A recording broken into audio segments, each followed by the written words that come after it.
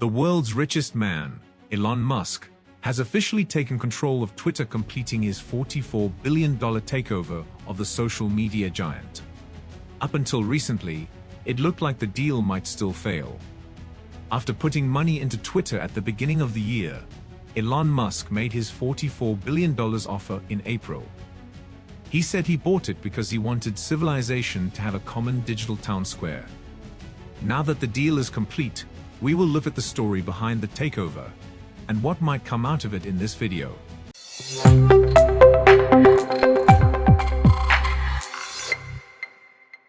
Welcome to our channel. Before starting our video, don't forget to smash the subscribe button and click the notification bell for more amazing content. Let's start with the video. Elon Musk made a lot of news when he bought Twitter. There's no doubt that this will have a bigger impact. Elon says that he is buying Twitter to protect free speech and democracy.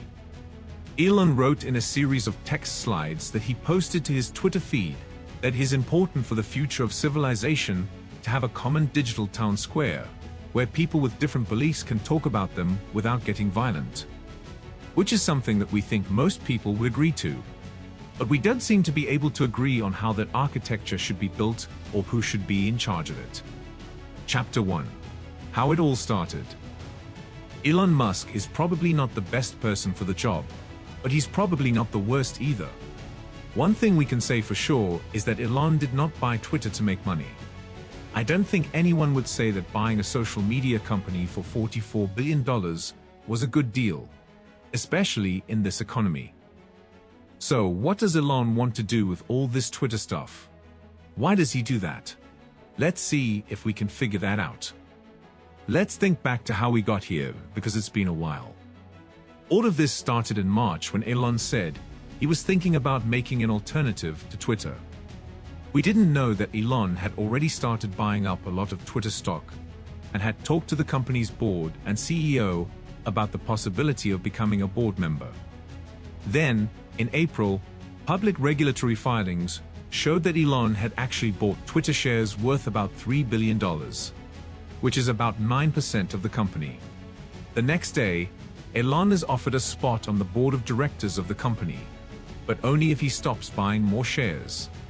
CEO Parag Agrawal wrote on Twitter that it became clear to us that he would bring great value to our board. Elon turns down his seat on the board. A few days later, on April 14, a securities filing showed that Elon had made an offer to buy the company outright for $44 billion. Then there was the months-long back and forth, when Twitter said they didn't want to be bought and tried to stop what they called a hostile takeover. But then they changed their minds and accepted Elon's offer. Then Elon said that maybe he didn't want Twitter because they couldn't handle spam bots and fake accounts properly. By July, he had decided that he wouldn't go through with the deal. But it seemed like Twitter was getting used to the idea of a hostile takeover. They took Elon to court to make him buy them. Elon filed a countersuit, so the whole thing was put on hold while the lawyers did their work. Chapter 2. Elon buys Twitter. That brings us to October, which is when things start to get interesting again. Elon wrote on Twitter on April 4 that buying Twitter makes it easier to create the X the Everything app. Elon's plans for Twitter went beyond just reducing censorship and making the platform more open. He wants to use the Twitter platform to make X.com. Whatever it is, it seems to be everything that tells us almost nothing. We know that Elon gave up his court case just days before he was supposed to be questioned by lawyers for Twitter. Elon had until October 28 to come up with $44 billion. He got the money from a wide range of partners and investors. On October 26, Elon walked into Twitter's San Francisco headquarters, carrying a kitchen sink and tweeted, "Let that sink in." Chapter 3. Why did Elon Musk buy Twitter? Now, why did Musk buy Twitter? There seems to be a lot of overlap between what Elon wants to do with Twitter and his mission to colonize the planet Mars. He really believes that it will help or even save humanity. At this point, it's very easy to say that Elon is arrogant or has grandiose ideas about himself, and that could very well be true. Elon said in his message to Twitter's advertising clients that there is a big risk that social media will split into far-right and far-left echo chambers that will spread more hate and make our society more divided. Twitter hasn't been working as a place for people to talk to each other, so something needs to change, and Elon is the best person to tell us what that is. So the question remains, can Elon Musk deliver?